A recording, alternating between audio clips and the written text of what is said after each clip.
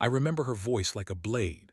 "I need the money tomorrow," Jessica barked. She held up a stack of papers, her son's name on top. "No delays," she said, eyes cold. I said, "Okay." I folded my mask of calm. I smiled. I walked out the door. I bought a one-way ticket. Hours later, they came to my house to collect cash. They found a locked door and one sealed envelope on the table. When they opened it, they started screaming. The room went quiet, then chaos. "My name is Charles. I'm 53. I live in Houston. The house sits on a quiet block. Old oak trees shade the sidewalk. Neighbors wave. Kids play double dutch on Saturdays. The smell of barbecue floats from next door.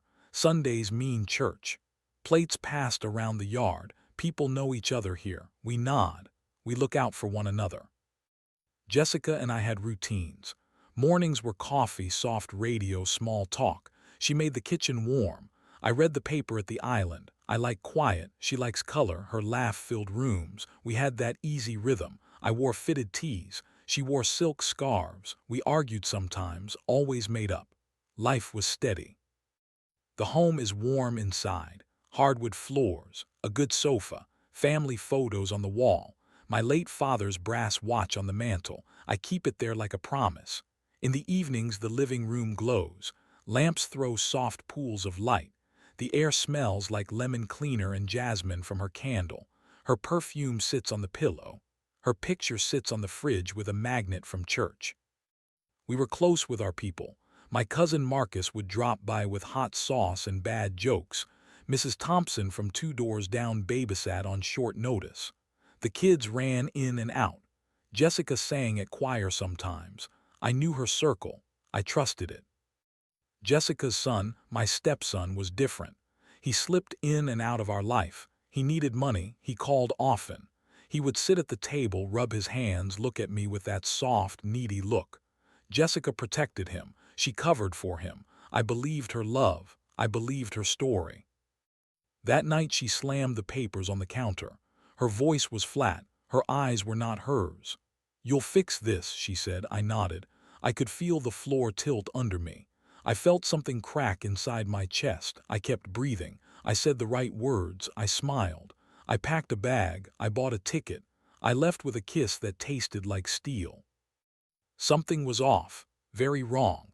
I felt it in the way the house smelled that morning, like rain before a storm. The front door closed behind me. I was already making plans in my head. I didn't know then how deep the truth ran, but I knew the rhythm had changed. Then I walked to the airport. My phone buzzed once. Jessica sent a photo of the papers. I looked at it and let the plane take me away. I was calm, too calm. I had not yet told her the plan. I had not yet told anyone. Mini cliffhanger. I would come back different. I would come back ready. But I still had to make them believe I was just a man who needed to pay a debt. At first the small things showed up like misaligned tiles. She would answer a call and smile too quick. Her hand trembled when she set the phone down. She started taking calls in the bathroom. She'd step into the hall and close the door. I'd hear muffled voices. I learned the rhythm of her breath. I learned the rhythm of her lies. She changed little things. The way she fixed her hair, new blouses that smelled like a stranger, new laughter loud and practiced. She was nicer in a sharp way. She'd bring home small gifts for me. The gifts felt like quiet apologies. I accepted them. I ate her dinner, but I watched. Her eyes would avoid mine at meals.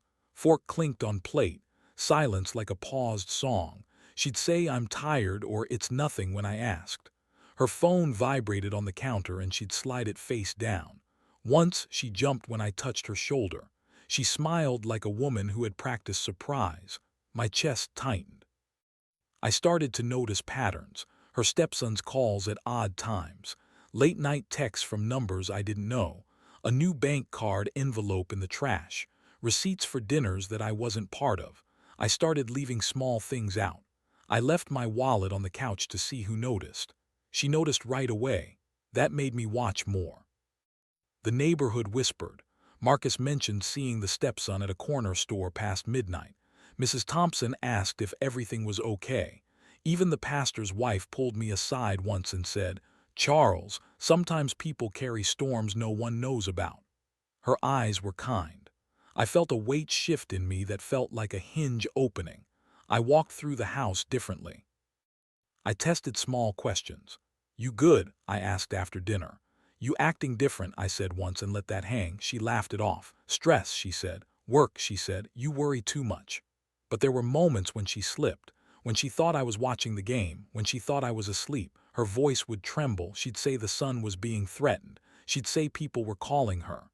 "They want the money," she'd whisper. Her hands would curl around the mug like she was holding on to something. I started to listen. I left my phone near the couch and pretended to nap. I watched her pick up quick calls and whisper, "I'll handle it." I heard the name of a man I'd never met. I heard the sound of her voice change when she spoke to him. She sounded small on the line. I wanted to reach over and crush the phone. I didn't. There was the night she slammed the door and walked out to calm herself on the porch. The air felt thick. I could hear her breathing. I walked outside slow. The streetlight painted her face in yellow. She looked at me like a woman who had lost her map. "They're at the door," she said. Her voice was steady but hollow. "The collectors, if I don't pay, they'll take everything. They'll take my son away. You don't understand." I put my hand on her shoulder. She pulled away. I started making notes. Little things on a pad, dates, times, names, a receipt here, a message there. The house became a ledger of small betrayals. I kept my face soft. I kept my voice calm. I played the husband who would move heaven to protect his family.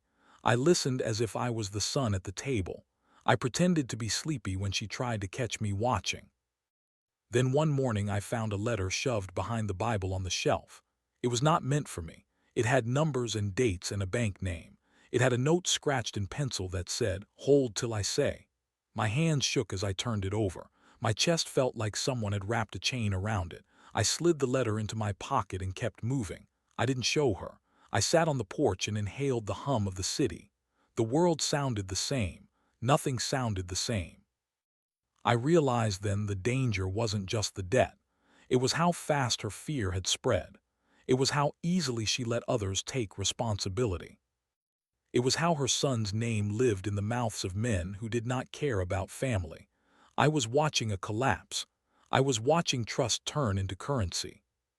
The red flags had grown into a field, yet the truth stayed hidden like a stone under water. I felt like a diver circling. I needed to go deeper. I needed proof. I needed the shape of the lie. Mini cliffhanger. That night I found something I could not ignore. It would change everything. I could not unsee it. It was late, the house dim. The lamp by the chair threw a soft circle of light. Jessica was in the kitchen. She hummed, small and distracted. The TV muttered. I walked into the bedroom where the stepson sometimes left his things. His jacket was still on the back of a chair. I opened the pocket. Inside was a USB stick, small, black, sticky with lint. I held it like a live thing. My hands were steady. My breath was not. I slipped it into my pocket. I walked back to the living room and put on a kettle. The sound of the boil filled my ears. My heart steadied. I told myself to breathe slow. I sat at the table. I pushed the laptop toward me. The screen glowed like a small altar. I plugged the stick in. Files popped up, names, audio, PDFs, photos. My throat tightened. I clicked the first file. A video opened. It was grainy. The living room from a different angle. The stepson sat across from a man I knew from the neighborhood. His voice was flat. They spoke about numbers, amounts. 370. The man laughed. "We move fast," he said. I opened more. A recording of a phone call. Jessica's voice but blurred with noise. She was talking to someone on speaker. She said, "Make sure they see the papers. Tell them Charles will pay." She laughed then. A thin, brittle sound. My hands went cold. There were bank statements, wire transfers to accounts I did not know. There were photographs of signatures. There were text messages where the stepson said, "We'll take what we can. Don't worry." There was a photo of Jessica with a man in a suit at a private table. The header said, "Loan agreement." The numbers were clear, $370,000. My body stopped. My legs went heavy. I felt the world tilt. I sat down hard. The kettle hissed on the stove. The TV droned on in the other room.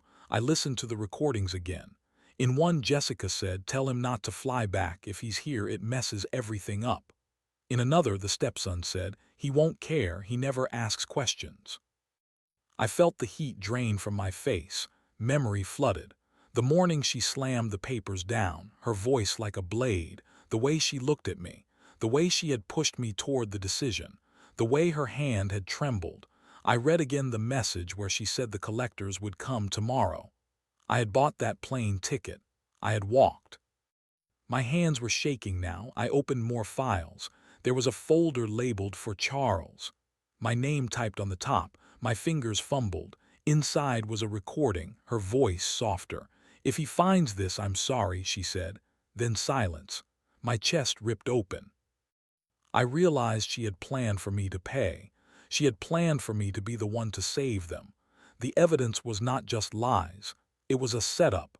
She had made me the rescuer. She had made me the cash source. She had framed my generosity as my crime. I called no one. I closed the laptop. I sat very still. I tasted metal. I thought of my father's watch on the mantel. I thought of Marcus' laugh. I thought of church and the faces there. I felt betrayed, raw, naked. The house that had been warm felt cold and foreign. The lamp's circle of light felt small and thin. I put the USB back into the jacket pocket. I folded it and set it on the table. I walked through the house slow. Jessica was on the couch folding a blanket. She looked up and smiled like nothing had happened. I held her gaze. I put my hand on the mantel and felt the brass of my father's watch. My thumb found the smooth edge. I breathed. When she said my name, it sounded like a question. "You okay?" she asked. I nodded. I lied. Her laughter drifted like a foreign language. I made my face soft, but inside something tightened. The quiet that followed felt large and dangerous. That night I realized everything was about to change. The life I had built would not survive the crack.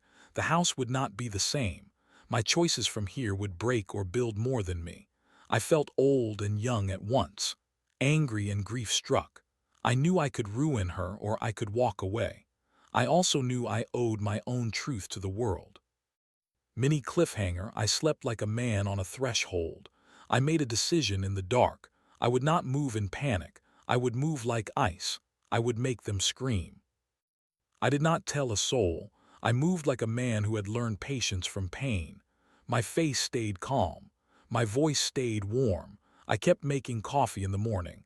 I still kissed Jessica on the cheek. I still laughed at Marcus' jokes. But inside I was a map. I had lines and pins. First I gathered proof. I copied files from the USB. I made duplicates and labeled them. I printed things. Receipts, transfers, photos, the recording where Jessica said, "Tell him not to fly back." I put everything into an envelope. I did not write my name. I wrote, "For collection." I slid it under a legal folder in my desk. I opened new accounts in names she didn't know. I moved money quietly. I separated what was mine.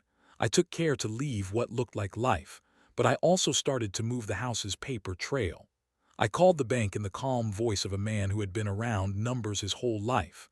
I asked questions. I transferred small amounts, nothing obvious. I hid things in plain sight. I spent nights on the laptop, studying loans and consumer law. I read about collectors and their limits. I learned how some practices could be turned back on people who believed they were untouchable. I made calls in the hours when the city slept. I used the voice of a lawyer friend on speaker sometimes, just to feel the cadence of power. I spoke to an old colleague who owed me favors. He gave me a list of trustworthy contacts. I learned how to lock things down. All this while I pretended to be the worried husband. I maintained the rhythm. I put my jacket on for church. I wore the same watch. I made jokes at the barbecue. I let Jessica think her plan was working. She told me new details. She bragged once about how she handled a man on the phone. She said they wouldn't dare, and I smiled. My face was still. My mind was a blade. I recruited allies without nomming the war. Marcus noticed I was quieter. "You all right, see?" he asked. I told him I was stressed. He offered to help with errands. He watched the house sometimes. Mrs. Thompson offered casseroles and prayers. I took both. I let the community shower us with small kindnesses while the lie unraveled in secret. I set a trap. I called the primary collector and asked to meet. I used a neutral voice and arranged a time. I told them I had the money. I wanted the exchange in the house. They were eager. Greed smells like speed. I let them pick the day. I booked a flight back 2 days later. When I came through the door, I carried one small envelope I had prepared with my own hands. It was labeled as if from a lawyer, bold type, old-fashioned. Inside were copies, selected chapters of the truth, the audio files, the transfers, the photographs, a note in plain print, evidence of fraud forwarded to federal authorities. Do not destroy. I also had one more thing. A recording of a phone call I made earlier to a lawyer, arranged so that the collector would be recorded admitting the debt was pushed illegally. I baited with the right words. I let them talk too much. Greed makes people careless. On the day they were to collect, the house smelled like lemon and smoke. I brewed coffee strong. I set the table with 2 cups, though I knew no one in my home would drink with me. The doorbell rang. I opened the door with the same measured smile I've used for 50 years. Men in suits stood in the porch light. Each wore the tired arrogance of men who collect fear. They carried clipboards and printed phone numbers. They wanted cash. Their shoes were loud on my hardwood. I watched them set their caps on the table. I kept my voice low. I told them to wait in the living room. I made small talk. I offered a seat. I asked if they wanted water. They smirked. One of them, the loudest, talked about the sun like he was a file on a desk. "We can make this fast," he said. I walked to the kitchen and came back with a single envelope. I placed it on the table between us. I told them to open it. Their hands moved like vultures. The main man smiled, a bad tooth showing. He tore it open. Inside, photocopies. A page of bank transfers to a shell company. A transcript where the son said, "We'll take what we can." A video burned onto a disc. A note, "This package has been forwarded to the Financial Crimes Division." Their faces changed. Grease drained from their bravado. The loud man scoffed and clicked the disc into his phone. A video began. It was her voice. It was the stepson. It was the man in the suit with them. The room slowed like a record in winter. They all looked at me like I had sprung a trap. Their eyes darted to the door, to their phones. Sweat gathered at their temples. The loud man's jaw worked. "You can't do this," he said, but the sound of his words was small. I leaned back. I watched them fold under the weight of what they had seen. I had one more paper in the envelope, a photo of the loud man signing a form at a diner. The headshot had a date. The date matched a wire transfer on the copies. The air tasted metallic. One of them hit his clip with his fist. Then he smiled, but it was a gone thing. They left. They left in a fury that looked like fear. They said threats into the air, but the sound they made was different now. It was the sound of men who had realized their names were in a ledger. They stepped onto the porch and their bodies carried the knowledge that their next doorways could be subpoenas. I watched them go. Mini cliffhanger. They thought they were coming for cash. They walked out with evidence in their pockets and fear in their mouths. They had no idea what was next. I did not scream. I did not storm. I let the evidence do the work. The calls started that evening, quiet at first, then louder, voices trying to be friends, voices trying to be lawyers. Jessica paced the kitchen like a bird in a cage. Her hands shook. She avoided eye contact. The stepson called with 1,000 apologies, but his voice had no backbone. I chose the night of our anniversary. It felt right. The house would hold the memory. I cooked the same dinner I always made. Rice, greens, baked fish. The table smelled like home. I lit a candle and set 2 seats. She walked in slow, hair loose, a dress she used to wear when we danced when we were young. She smiled, a small thing. I poured wine and my hands did not tremble. I placed a folder on the table. I slid it toward her. Her name was on it. She looked up, confusion cutting her face. "For you," I said. Her fingers hovered. The lamp light made the edges of her cheek glow. She opened the folder. She saw the photos first, then the transfers. Her breath left her body. Then she saw the recording transcripts with her voice. Her fingers went pale. She stood up fast. A plate clattered to the floor. The sound broke the room like glass. She backed up, her face crumpled into lines I had not seen before. "You set me up," she said. Her voice broke. "You planned this." Denial sounded like a child. She wrapped her arms around herself. "I did it because I had to," she said. "You don't know what he's like. He's my blood." I stayed calm. I never raised my voice. My anger was a quiet thing. "You handed me the bill," I said. "You left the papers. You told me I had to fix it." I watched her eyes for the first time that night without the soft glass of love in the middle. I saw fear and shame and a strange, small relief. She did not fight the facts. She tried to talk. She tried to blame the sun, blame the men, blame the world. She begged. She cried. She reached for me like a drowning woman. I let her lay there for a moment. Her body shook. "I thought you'd protect us," she whispered. I told her I had already done something she did not expect. I told her the envelope they opened had been forwarded. I told her the CDs had been copied and sent. I told her that the men who came to our house now had lawyers. She stared like someone watching a train leave the station without them. Her body language shifted. She looked like a woman who had been pulled down into a river and then hauled up again to a shore without knowing how she had gotten there. She crumpled into a chair and covered her face. Her voice came out as gasps. "Please," she said once, "please don't ruin us." I thought about our life, about the good days, about the mornings when she sang softly at the sink. I thought about the way she had folded clothes for me. I thought about lying awake wondering whether you could ever feel love again after a lie this big. But I also knew about justice, about what it means when the people who do wrong use the love of others like a lever. I read aloud portions of the files. I kept my voice steady. I read the parts where she had said, "Tell him not to fly back." I read the texts where the son wrote, "We'll take what we can." I watched the color drain from her face with the precision of someone reading a list. She had no words left. Neighbors started knocking. A few friends stood at the window. Word travels in small towns like the one we had in the city. Marcus came in through the back door. He sat down and put his hand on my shoulder. He didn't speak. He only looked. The room felt like a jury. The community held its breath. She broke down then, not with the loud sobs of a soap opera, but with the slow, small crumples of someone admitting they had been wrong over and over. She made promises. She told stories that were half-truths. She asked for forgiveness. I listened. I let the room absorb the thing that had been hiding in it like a stray animal. When the police called later that night, they asked questions. They listened to the tapes I gave them. They took copies. I stood at the kitchen sink and let the water run over my hands. The soap foamed white. The house sounded like a place that had been emptied and refilled. I felt older and strangely lighter.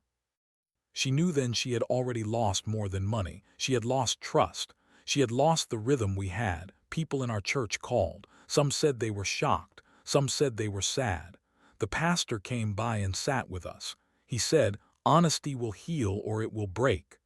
She looked at him like he was an enemy and then like he was a friend. The loud man from the collectors came back later that week. He stood at the porch and looked in the window like someone who had seen the sun and now found a cave. I watched him from the kitchen. The sight of him made something inside me hollow and full at the same time. He could not look me in the eye. Minnie cliffhanger, she knew she had already lost, but she still had one last card to play. She still had the stepson, and that could break us both. The fallout was slow and sharp. Words swept our street like a wind that carries away leaves. In church, people spoke in low voices. Some looked away. Some offered quiet prayers. The pastor met with us in the back room. He said, "We all carry burdens, but truth is the light." I felt judged and also supported. The community's love is complicated. It comforts and it cuts. Jessica's phone rang constantly. The stepson disappeared for days. Men from a bank visited. Lawyers wrote letters. The police took statements. The collector's company faced questions it hadn't expected. The more papers I handed in, the clearer the shape of what happened became. It was not just one bad loan. It was a pattern. Men who used fear to collect. A son who had learned to take, a mother who had learned to hide. Jessica lost important things. She lost face in circles we had held dear. She lost a small business account she kept. The community frowned. People who once came to our porch for casseroles started bringing food less often. Gossip is a slow erosion, but legal things hit harder. They seized accounts connected to her transfers. Officials froze funds tied to the shell accounts. The house faced liens in the weeks after. The bank sent notices. It was public and raw. Her family fractured. Her mother cried in the kitchen and asked, "Jess, how?" Friends picked sides. Some sheltered her, some walked away. The son was charged later with charges that matched the evidence we had. The police had enough to pursue a case for fraud. That day in court, the son stood small and pale. Jessica sat in the front row, hands clenched. I sat across the room and watched the woman I loved shrink into a silhouette of her choices. I lost things too. I lost the comfort of not having to be suspicious. I lost nights of easy sleep. People whispered that I had been too quiet, too calculating. Some said I had been cruel. Others whispered that I saved the house. The truth lived somewhere between those voices. In the end, the court ordered reparations and frozen assets. Jessica had to sign away small holdings to settle claims. The son faced consequences he had never imagined. The collectors were exposed. A couple of men were investigated.